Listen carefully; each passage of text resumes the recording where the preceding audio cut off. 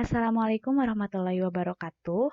Bertemu lagi dengan hari Selasa, maka kita akan belajar PPKN.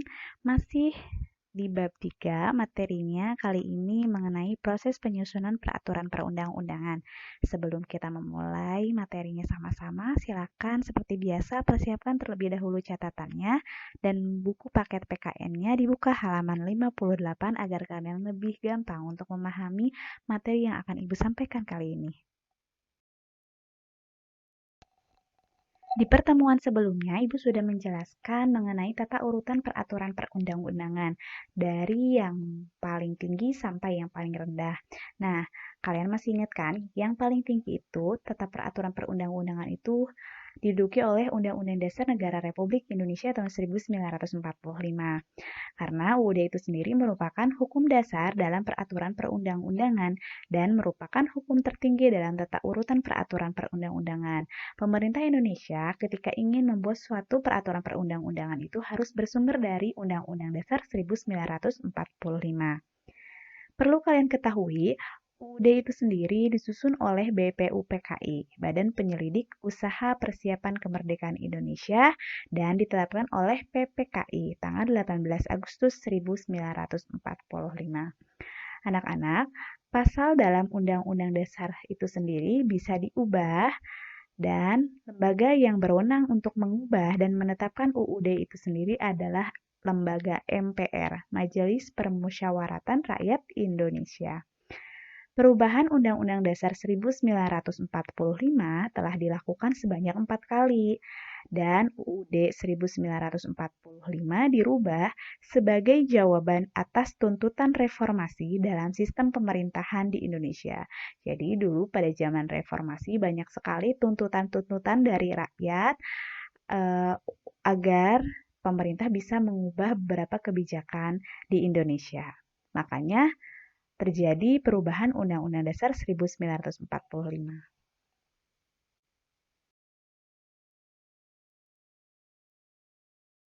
Baik, kali ini kita akan mengetahui tata cara perubahan Undang-Undang Dasar 1945. Jadi, bagaimana sih caranya ketika pasal-pasal dalam Undang-Undang Dasar 1945 itu ingin diubah? Yang pertama, usul perubahan pasal-pasal diajukan sekurang-kurangnya 1/3 dari jumlah anggota MPR dan disampaikan secara tertulis yang memuat bagian yang diusulkan untuk diubah beserta alasannya. Penjelasannya, jadi ketika ingin mengubah beberapa pasal-pasal dalam Undang-Undang Dasar 1945 itu harus diusulkan oleh anggota MPR minimal 1/3 dari seluruh jumlah anggota MPR. Misalkan seluruh jumlah anggota MPR itu ada 100, berarti 1/3-nya adalah 33 orang yang harus mengusulkan perubahan pasal-pasal dalam Undang-Undang Dasar 1945. Disampaikannya secara tertulis, memuat bagian pasal mana yang akan diusulkan dan untuk diubah, serta alasannya kenapa pasal tersebut akan diubah. Poin kedua, sidang MPR untuk mengubah pasal-pasal dihadiri sekurang-kurangnya 2/3 dari anggota MPR. Nah, untuk mengubah pasal-pasal tersebut, pastikan diadakan suatu rapat ya oleh MPR itu sendiri dan harus dihadiri minimal 2/3 dari anggota MPR. Kembali lagi, kalau anggota MPR-nya 100, berarti 2/3-nya adalah 66 orang yang harus hadir dalam sidang tersebut. Yang ketiga, putusan untuk mengubah disetujui oleh sekurang-kurangnya 50% ditambah 1 dari anggota MPR. Nah, setelah dihadiri, kemudian pastikan akan disetujui nih, apakah pasal tersebut akan diubah atau tidak. Nah, ini putusan disetujui atau tidak itu harus disetujui oleh anggota MPR minimal 50% ditambah 1. Kalau jumlah anggota MPR seluruhnya adalah 100, maka 50%-nya itu adalah 50 orang ditambah 1. 51 orang yang harus setuju terhadap putusan pasal-pasal yang akan diubah dalam UUD 45. Dan yang keempat, khusus mengenai bentuk NKRI tidak dapat dilakukan perubahan karena NKRI sendiri adalah harga mati. Paham ya sampai sini? Berikutnya, ada beberapa hal yang boleh dan tidak boleh dilakukan perubahan dalam Undang-Undang Dasar 1945. Poin pertama, tidak mengubah pembukaan UUD NKRI tahun 1945. Poin kedua, tetap mempertahankan NKRI. Poin ketiga, mempertegas sistem pemerintahan presidensial. Sistem pemerintahan presidensial itu sistem di mana suatu negara itu dipimpin oleh seorang presiden, seperti negara kita, negara Indonesia. Poin keempat, penjelasan Undang-Undang Dasar 1945 yang bersifat normatif akan dimasukkan ke dalam pasal-pasal. Dan poin kelima, melakukan perubahan dengan cara adendum, artinya menambah pasal-pasal perubahan tanpa menghilangkan pasal sebelumnya. Jadi, kalau nanti ada pasal-pasal baru, pasal-pasal yang lama tidak dihilangkan gitu, dengan tujuan untuk kepentingan bukti sejarah. Tata urutan peraturan perundang-undangan yang kedua itu diduduki oleh ketetapan MPR. Anak-anak harus diingat ya, bahwa MPR itu merupakan lembaga tertinggi di negara Indonesia. Salah satu produk hukum MPR itu sendiri adalah ketetapan MPR. Apa sih ketetapan MPR? Ketetapan MPR merupakan putusan majelis yang memiliki kekuatan hukum mengikat ke dalam dan keluar majelis. Artinya, mengikat ke dalam berarti mengikat kepada seluruh anggota majelis, dan mengikat keluar berarti setiap warga negara, lembaga, masyarakat, dan lembaga negara terikat oleh ketetapan MPR. Anak-anak bisa dilihat di halaman 60 di buku paket itu ada beberapa contoh ketetapan MPR, mulai dari nomor 1 tentang peninjauan terhadap materi dan status hukum ketetapan MPRS dan ketetapan Majelis Permusyawaratan Rakyat tahun 1960 sampai tahun 2002 tanggal 7 Agustus 2003. Bisa dilihat ya, ada pasal 2-nya, pasal 4-nya, silakan kalian dibaca. Tata urutan peraturan perundang-undangan yang ketiga itu diduduki oleh undang-undang dan peraturan pemerintah pengganti undang-undang. Undang-undang adalah peraturan perundang-undangan yang dibentuk oleh DPR dengan persetujuan bersama Presiden. Peraturan pemerintah pengganti undang-undang atau disebut Perpu adalah peraturan yang ditetapkan oleh Presiden dalam hal ihwal kegentingan yang memaksa. Pemerintah akan mengeluarkan peraturan pemerintah pengganti undang-undang ketika dirasa keadaan negara sedang kacau ataupun genting ya. DPR merupakan lembaga negara yang memegang kekuasaan membentuk undang-undang. Namun, kekuasaan ini harus dengan persetujuan Presiden. Jadi, DPR akan selalu memegang kekuasaan mengenai membentuk undang-undang, tapi harus disertai dengan persetujuan dari Presiden. Rancangan undang-undang dapat diusulkan oleh DPR dan Presiden. Anak-anak, usul untuk membentuk undang-undang itu bisa diusulkan oleh DPR dan bisa diusulkan oleh DPD. Kita akan mengetahui dulu alur proses pembentukan undang-undang apabila diusulkan oleh DPR. Kalian bisa lihat di PowerPoint-nya. Di sana Ibu sudah membentuk satu skema, ada beberapa gambar, coba diperhatikan. Gambar yang pertama ini ada gambar DPR ya. Jadi, DPR mengajukan rancangan undang-undang secara tertulis kepada Presiden. Kemudian, Presiden menugasi para menteri untuk membahas rancangan undang-undang bersama DPR. Misalkan kalau DPR itu mengajukan RUU-nya mengenai pendidikan, maka Presiden akan menugasi Menteri Pendidikan atau Mendikbud untuk membahas RUU bersama DPR. Apakah RUU tersebut dirasa cocok untuk beberapa kebijakan pendidikan di Indonesia atau tidak gitu.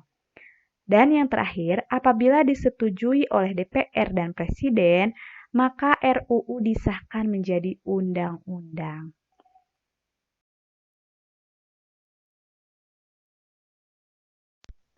Selanjutnya, ada proses pembentukan undang-undang apabila diusulkan oleh DPD. Jadi hampir sama skemanya itu atau alurnya itu dengan yang tadi, hanya ini yang pertama itu DPD mengajukan usul rancangan undang-undangnya kepada DPR secara tertulis gitu. Nah, baru DPR membahas rancangan undang-undang yang diusulkan oleh DPD melalui alat kelengkapan DPR. Kemudian, DPR mengajukan rancangan undang-undang secara tertulis kepada Presiden. Dan Presiden seperti biasa menugasi menteri terkait untuk membahas rancangan undang-undang bersama dengan DPR. Dan yang terakhir, apabila disetujui bersama oleh DPR dan Presiden, selanjutnya rancangan undang-undang itu disahkan oleh Presiden menjadi undang-undang. Jadi kalian harus paham ya perbedaannya apabila undang-undang diusulkan oleh DPR dan DPD. Perbedaannya hanya sedikit. Lanjut, yaitu mengenai peraturan pemerintah pengganti undang-undang.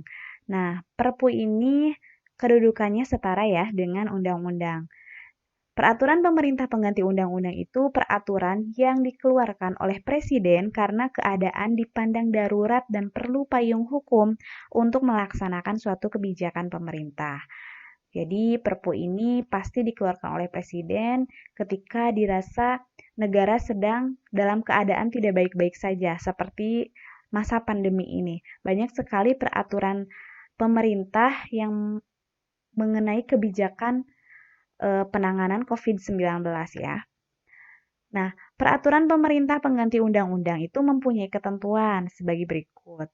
Yang pertama, Perpu berhak dikeluarkan oleh Presiden dalam keadaan genting, seperti sekarang masa pandemi ya. Yang kedua, Perpu harus mendapat persetujuan dari DPR. Jadi tetap Perpu itu harus dapat persetujuan dari DPR ya, Dewan Perwakilan Rakyat, di mana di sana tempat berkumpulnya para wakil rakyat yang yang menjadi tempat aspirasi beberapa suara rakyat gitu, keinginan rakyat.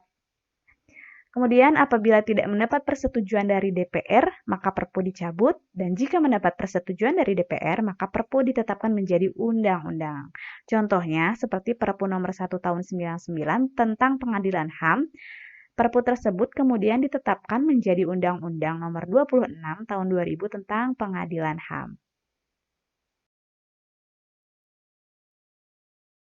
Tata urutan peraturan perundang-undangan nomor 4 itu diduduki oleh peraturan pemerintah.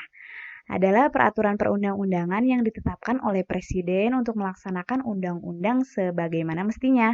Contoh, Peraturan Pemerintah nomor 32 tahun 2013 tentang perubahan atas Peraturan Pemerintah nomor 19 tahun 2005 tentang Standar Nasional Pendidikan untuk melaksanakan Undang-Undang nomor 20 tahun 2003 tentang Sistem Pendidikan Nasional.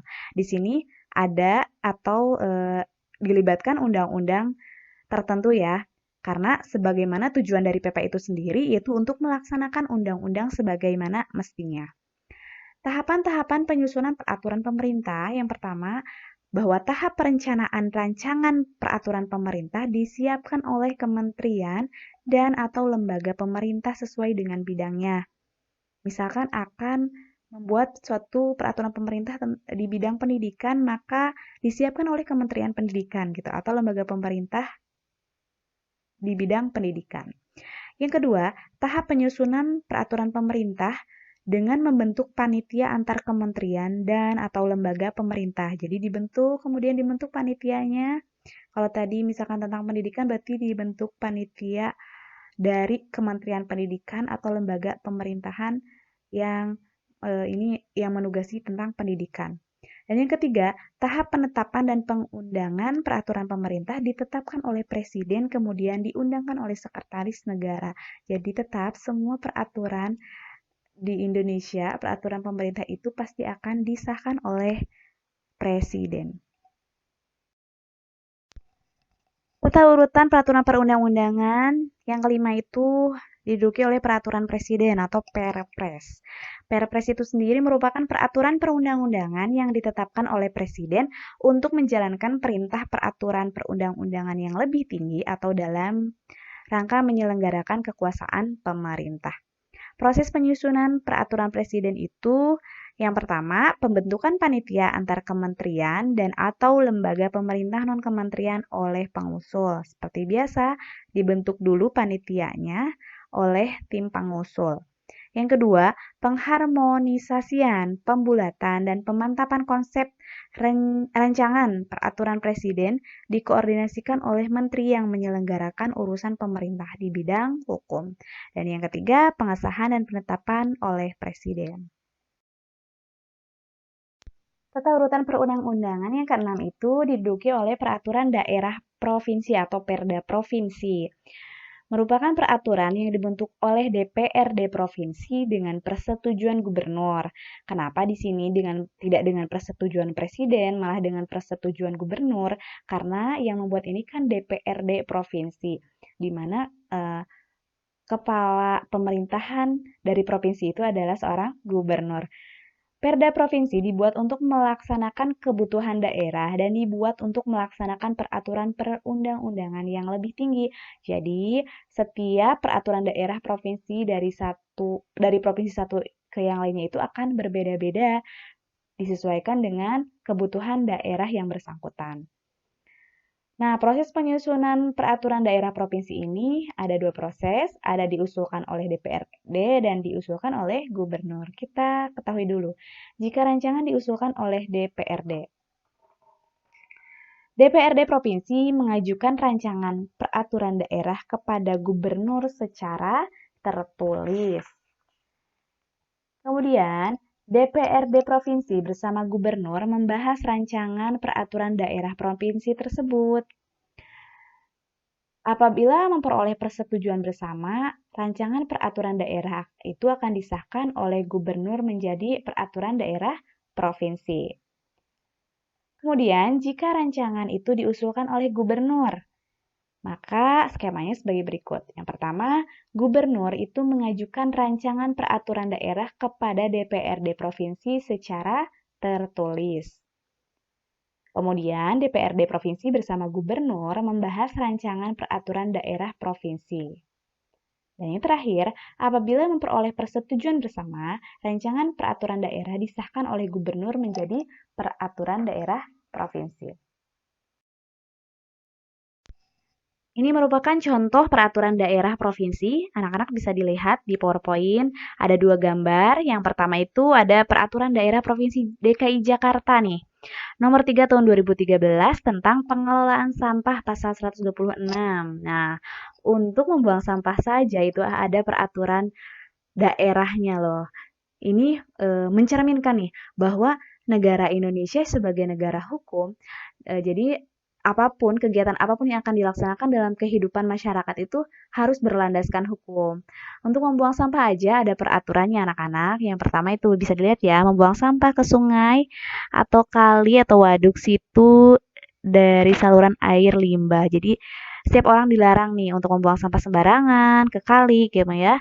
Kemudian membuang sampah di jalan, taman, dan tempat umum, dan membuang sampah dari kendaraan. Nah, itu ada sanksinya, lihat. Bagi pelanggar pasal 126 ayat A, B, C akan dikenakan denda maksimal 500.000. Tuh, ya, udah jelas bahwa negara Indonesia adalah negara hukum. Kemudian di gambar yang kedua itu ada peraturan daerah Provinsi Lampung nomor 3 tahun 2020 tentang adaptasi kebiasaan baru dalam pencegahan dan pengendalian COVID-19. Nah, ini peraturan daerah yang baru ya, karena tahunnya itu tahun 2020 dan tentang AKB dalam pencegahan dan pengendalian COVID-19. Sudah jelas ya contohnya? Dan tata urutan peraturan perundang-undangan yang paling terakhir itu peraturan daerah kabupaten atau kota. Nah, peraturan daerah kabupaten atau kota dibuat oleh DPRD kabupaten atau kota dengan persetujuan bupati atau wali kota. Kalau kabupaten berarti kepala pemerintahannya itu bupati. Kalau kota itu berarti kepala pemerintahannya wali kota. Perda kabupaten atau kota itu dibentuk sesuai dengan kebutuhan daerah yang bersangkutan.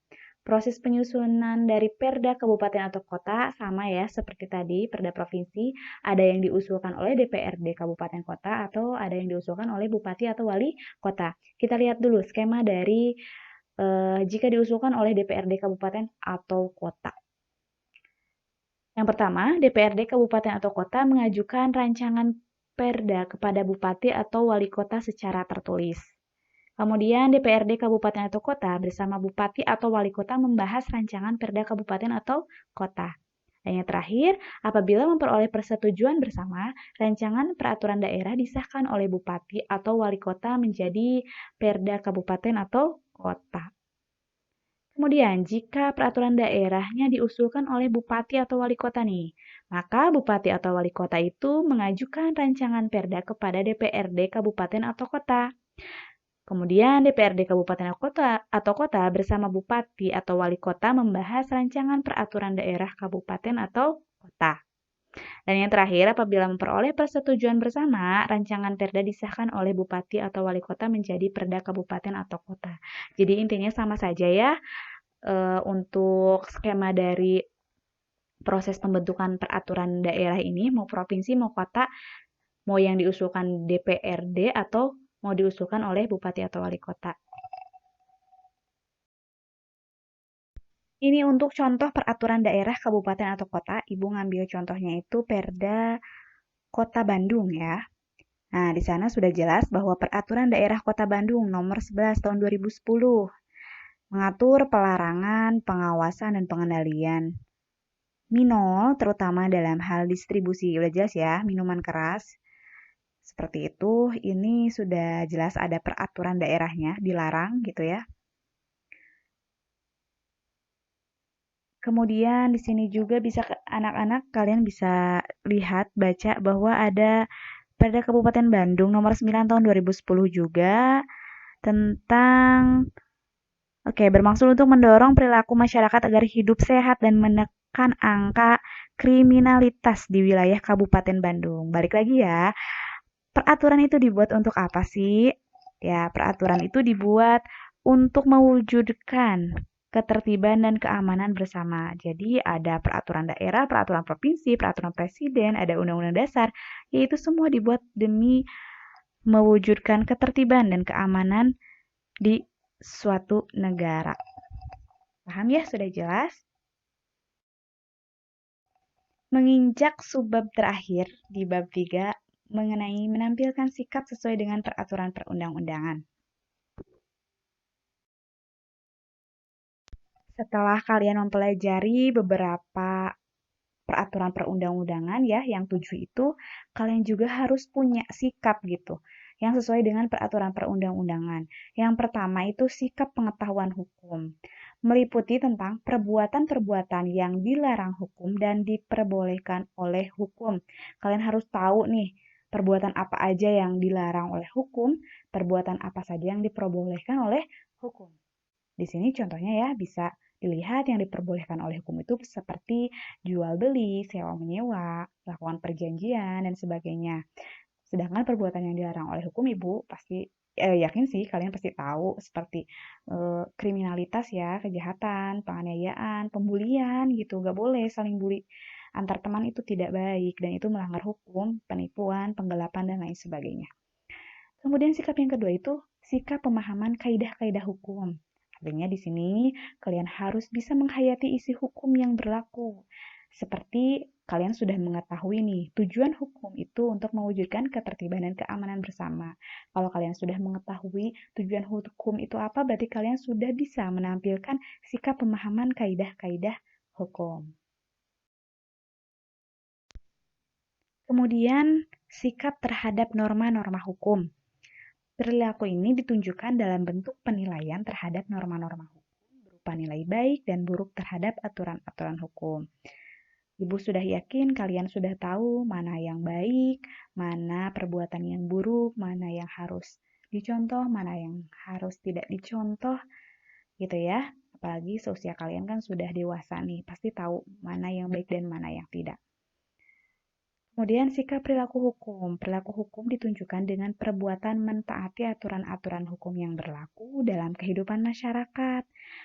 Jadi kita harus menaati peraturan itu bukan hanya di sekolah, ya. Bukan mentang-mentang ada guru bagian kesiswaan gitu. Jadi kita juga harus menaati nih peraturan dalam kehidupan masyarakat setempat ya, masyarakat dalam kehidupan masyarakat. Kita tinggal di mana gitu, harus mentaati peraturannya gitu. Perilaku menaati perundang-undangan merupakan salah satu kewajiban kita sebagai seorang warga negara yang baik, tak terkecuali pelajar. Jadi meskipun kalian masih pelajar, tapi kalian harus ya menaati peraturan yang ada dari mulai keluarga kalian, peraturan keluarga, kemudian peraturan di masyarakat, di sekolah, dan di yang lainnya gitu. Karena orang yang taat hukum berarti orang yang bertanggung jawab karena dia tahu dan dia mau mentaati kewajibannya sebagai negara Indonesia.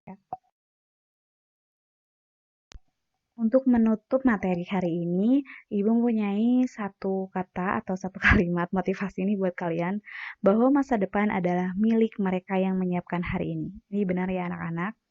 Jadi, masa depan kalian mau seperti apa itu tergantung dari kalian hari ini. Mau seperti apa? Apakah kalian mau berubah, mau belajar lebih banyak, atau kalian cuma mau jadi orang yang malas-malasan, ya, yang mageran, yang nggak ngerjain tugas, yang tidak menghargai guru kalian, gitu. Silakan, itu semua ada di tangan kalian anak-anakku. Tapi pesan ibu, karena ibu lebih dewasa daripada kalian ya umurnya, jadi ibu sudah merasakan pahit manisnya kehidupan.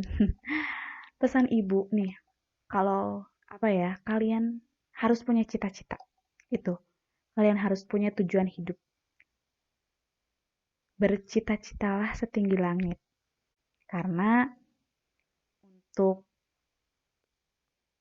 menentukan cita-cita itu tidak ada yang melarang ya. Ayo kalian boleh bercita-cita ingin menjadi seorang insinyur, ingin menjadi seorang ekonom, ingin menjadi seorang menteri, silakan. Gantungkan cita-cita kalian setinggi langit gitu. Tapi tidak hanya kalian bercita-cita setinggi langit, harus diiringi dengan usaha dan doa. Usahanya, ikhtiarnya kalian hari ini ya belajar gitu ya.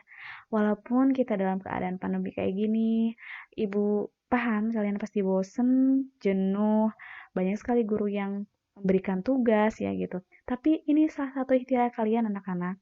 Ini salah satu usaha kalian gitu untuk mencapai cita-cita kalian nanti. Kerasanya pasti nanti setelah keluar dari sekolah. Itu pesan ibu ya.